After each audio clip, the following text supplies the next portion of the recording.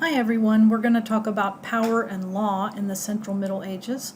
This is something that I know a good bit about, so I'm going to try to make it as non-technical as possible.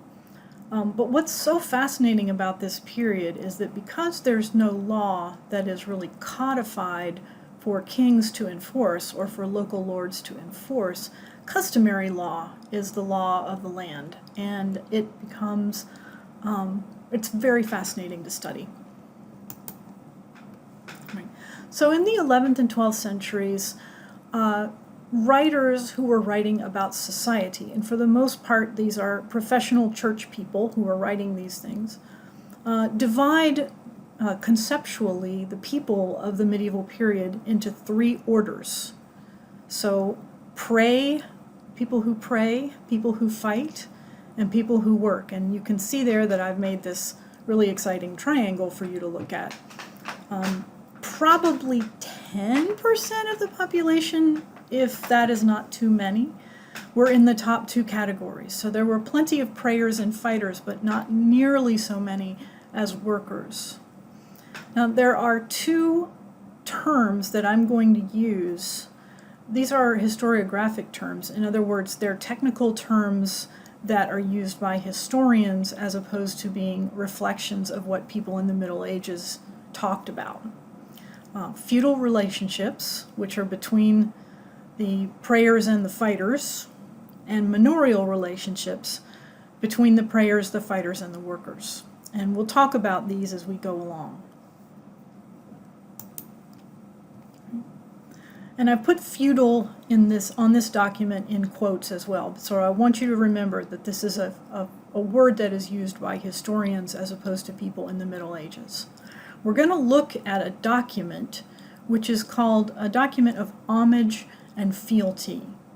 So homage and fealty are two little ceremonies that a king and a knight, or a lord and a vassal, perform together in order to swear that they will look after each other's best interest. And I'll show you what a homage and fealty ceremony looks like in class. But basically what happens is that a lord gives usually land to a lower level lord who's called his vassal. And in return, the vassal agrees to fairly specific duties, usually of a military nature. This is the period of the mounted knight, right? And the word knight, knecht in Anglo-Saxon, means a mounted warrior. So this is a contemporary illustration of a knight, someone riding on the back of a horse. You can see that he's wearing a tall conical shaped helmet, that's the helmet of the period, and a full set of chainmail. These agreements, these charters of homage and fealty, take many, many different forms. This is a charter of King Henry I of England in 1109. Right? So it's like a legal document. Here, a group of people have gotten together to make an agreement with the king, and the person who can read and write, who is usually a monastic scribe or somebody who works in the church, has written down the agreement, and then at the bottom the king has attached his wax seal. You can see this seal right here. I have handled hundreds of these documents, and this one's particularly nice because the seal has survived.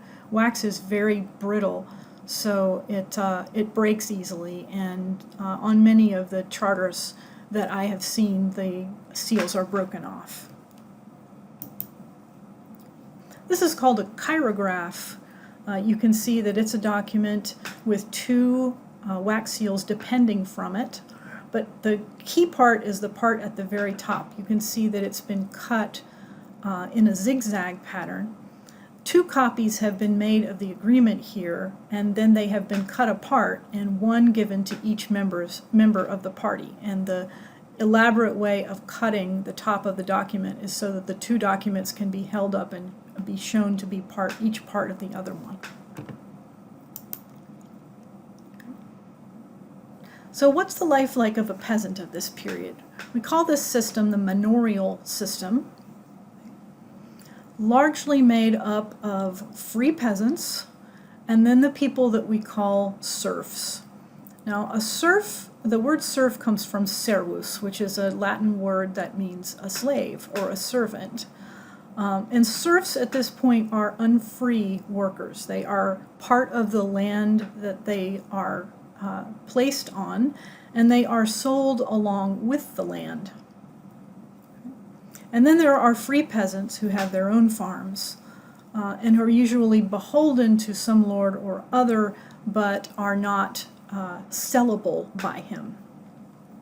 Now, if you are a serf, you spend a lot of time farming. In fact, 95 to 97% of the population at this point is engaging in direct food production. In order to keep everybody from starving, they farm. So we are not talking about a period in which there's a lot of elbow room for things like art or music or things like that. This is a period when people are hungry, and the best way for them to get food is by farming the land themselves. A serf owes his lord some particular duties and pays particular taxes. So one tax, for example, is the mainmort, which is a tax that you pay in order to inherit any land that your father and mother had.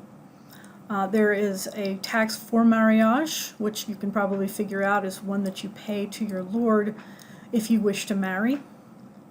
And then serfs all owe something called the corvée, and the corvée is a tax that it's a tax in labor that you pay to your lord. So you go and you work a certain number of days per week or per month on the lord's land in order to help him grow a crop for himself.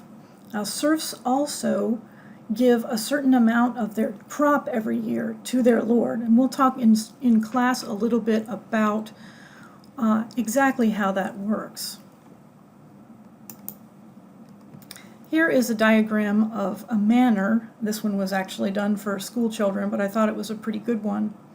So the lord of the manor house would live here. There would be a church on the manor, and then the village would be clustered sort of around the church. And then you would have the fields belonging to the community surrounding the area. Okay, this is stuff that we're going to talk about in class.